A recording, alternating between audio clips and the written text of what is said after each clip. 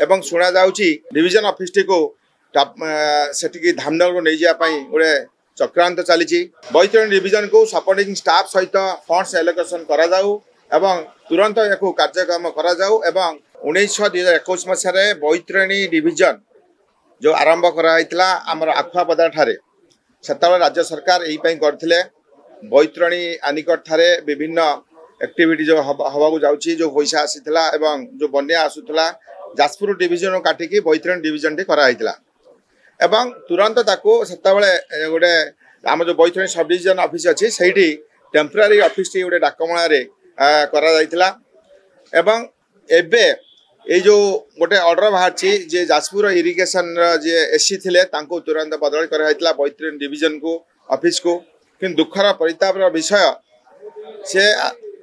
Baitarani division office रे join न करी सी जाकि धामनगर डिविजन ऑफिस रे जॉइन करचंती एवं शुणा जाउची जे बैतरणी जो डिविजन ऑफिस टी को सेठी धामनगर को नहीं जापाई गोटे चक्रांत चली मोर कहवा कथा जो सरकार जतबे निष्पत्ति नहीं तुरंत से निष्पत्ति ए सरकार अटल रुहतु एवं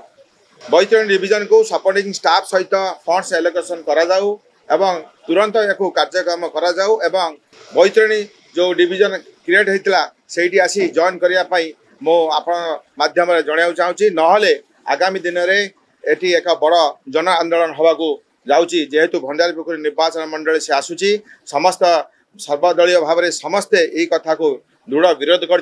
आगामी दिन एक विरोध करा।